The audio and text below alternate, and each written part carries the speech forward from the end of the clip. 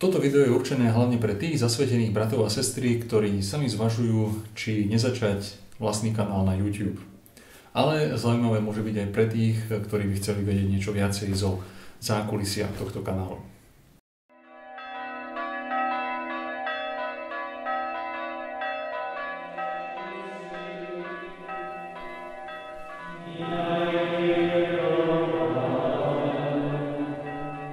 Čaute, tu je Michal.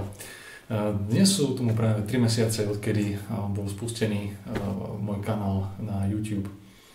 Za tie 3 mesiace tu pribudlo 22 videí. Tento kanál má 123 odberateľov. Videá majú spolu 4320 zhliadnutí. Dali ste mi 337 lajkov a 6 dislajkov. Čo vyzerá celku fajn. Samozrejme, na tie pomery, ktoré poznáme na YouTube, tieto čísla nie sú nejaké ohromujúce nebo nejaké veľké. Je to samozrejme len začiatok a pre mňa je tento kanál stále istým spôsobom takým experimentom a stále tak trošku hľadám, že ako pôjdu veci ďalej. Možno pre tých, ktorí nevedia vlastne ako to vlastne celé vzniklo, tak taká veľmi krátka stručná história. S tvorbou videí som nezačal v novembri minulého roka. Mám už za sebou celú sériu rôznych videí, ktoré som urobil, dlhších či kratších, väčšinou dokumentárnych. Čo sa vlogov týka, tak v tomto smere som nebol nejak veľmi doma. Až do istého momentu, a bolo to asi približne nejaké 2 roky čosi dozadu, keď som z hodou okolností narazil na jedného vojenského vlogera, ktorý sa volá Karl Gott. Práve v čase, keď sa ženil a vlastne kedy spúšťal okrem kanálu, ktorý mal ešte ďalší kanál, kde spolu aj so svojou manželkou vlastne relatívne pravidelne, neskôr veľmi pravidelne točili svoje vlogy. Spoločný kanál týchto mladomanželov ma veľmi zaujal a začal som ho sledovať. A tam, kde si bola aj taká moja vstupenka do toho sveta vlogov. Samozrejme nie je to jediný takýto kanál, ku ktorému som sa dostal, alebo ktorý sledujem, či už nejako tak pravidelnejšie, alebo skôr sporadicky. Tento formát ma veľmi zaujal práve vďaka takej svojej spontánnosti a jednoduchosti a autentickosti, naozaj možnosti vstúpiť do života druhých ľudí a vidieť veci z ich uhla pohľadu. To by samozrejme bolo ešte veľmi málo na to, aby som začal niečo z mojej strany. Pravdu povedať, nikdy som nad tým až tak zvláštne rozmýšľal, že by som ja mohol začať robiť niečo tohoto typu. Situácia sa zmenila minulý rok v septembri, keď sa konalo tretie stretnutie Zasvetený online. Tretí ročník, ktorý bol vlastne tretím ročníkom aj pre mňa, už to bol tretíkrát, čo som bol na tomto stretnutí.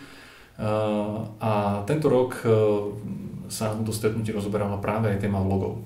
Aby ste chceli vidieť, ako to vyzerá, keď sa stretnú reholníci a rozprávajú sa a školia sa navzájom ohľadom používania médií a moderných technológií, tak sa môžete pozrieť na video, ktoré spravil jeden z účastníkov tohto stretnutia Zasvetený online. Na konci tohto stretnutia, ktoré sa konalo vlastne cez víkend v Ružomberku od piatku do nedele, sa konala prezentácia o vlogoch a špeciálne vlastne bola zameraná práve na zasvetené osoby, na reholníkov, reholníčky, s takou výzvou naozaj, že teda, či nechceme aj my vstúpiť do tohto priestoru. Celá tá prezentácia skončila takýmto pekným slajdom a pre mňa to bola dosť veľká výzva práve preto, lebo som si uvedomil, aj vďaka tomu, že už som mal istú skúsenosť sám s natáčaním videí, aj tento formát vlastne nebol pre mňa čímsi novým, že je v skutočnosti veľmi málo nás v zasvetenom živote, ktorí naozaj trošku viacej vidia do tejto témy a ktorí sú aj schopní sa tomuto venovať.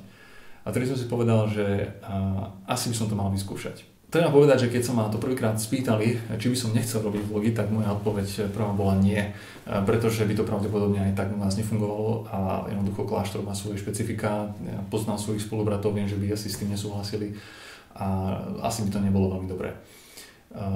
Každopádne mi to nejak tak vrtalo v hlave a asi to naozaj bola Božia vôľa, pretože veľmi veľa vecí sa vlastne potom do septembri zbehlo takým spôsobom, že ma to práve viedlo týmto smerom k tomuto kanálu. A tak som sa rozhodol, že by som mohol aspoň čosi vyskúšať. A tak som natočil 3 vlogy, ktoré boli viac menej také skúšobné. aby som si trošku vyskúšal aj tú techniku, ako to vlastne beží a ako to funguje.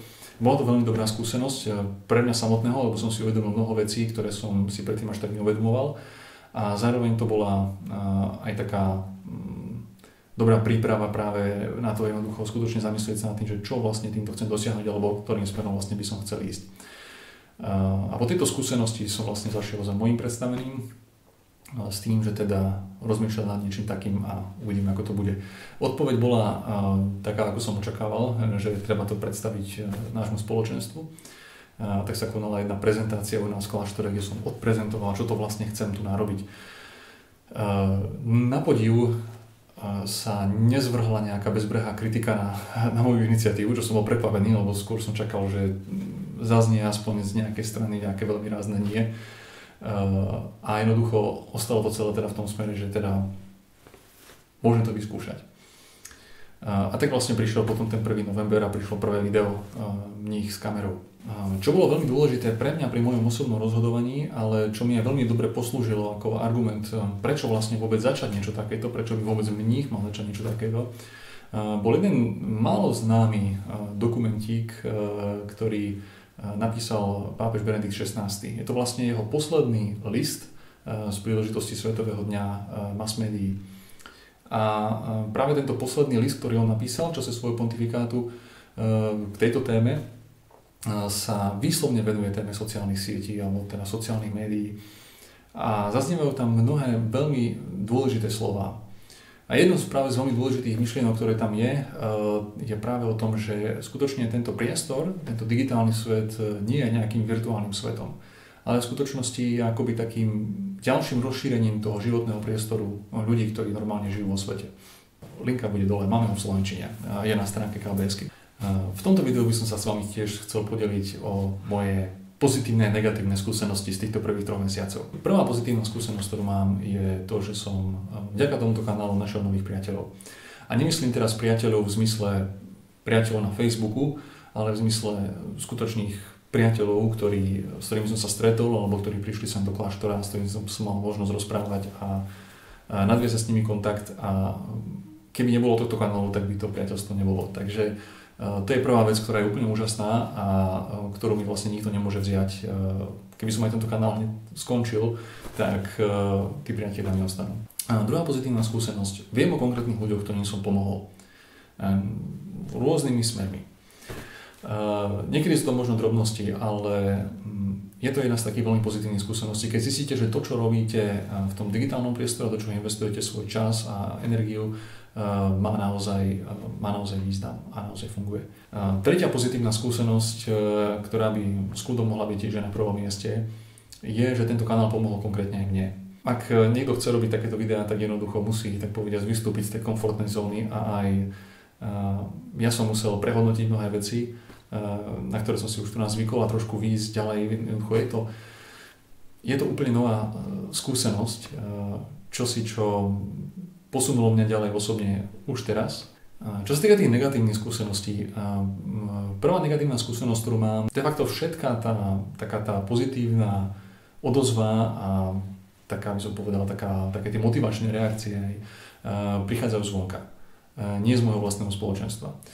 Skôr spomedzi svojich bratov sa stretávam s kritikou, nie teraz nevyhnutne nejakou čiste negatívnou. Fakt je ten, že jednoducho sú bratia, ktorým je to naozaj to, čo robím, trňou v oku a jednoducho vedia to dať pocítiť. A samozrejme to je pre človeka, ktorý žije v spoločenstve, nie je práve príjemná skúsenosť, hoci je istým spôsobom pochopiteľná. Za tým stoja aj generačné rozdiely, za tým stoja aj rôzne jednoducho chápania toho nášho zasveteného života a tej našej misie, ktorú by sme mali robiť. Je za tým jednoducho množstvo vecí. Treba povedať, že väčšina ľudí na Slovensku nerozumie to, čo to vlastne vlogy sú a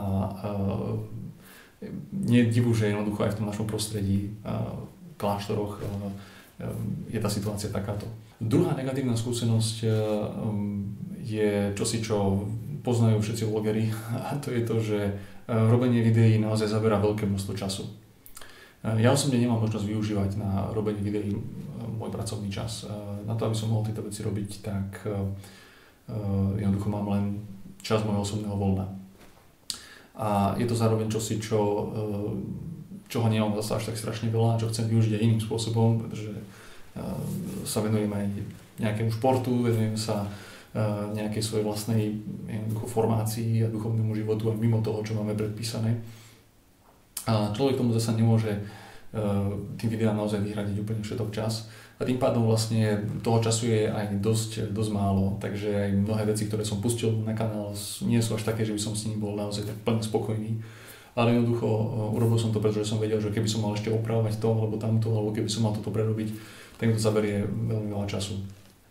Skutočne poznám mnoho ľudí, ktorí robia videá na YouTube naozaj s veľkou snahou, ktorú možno sa snažia nedať najavo, ale je jednoducho tá snaha cítiť.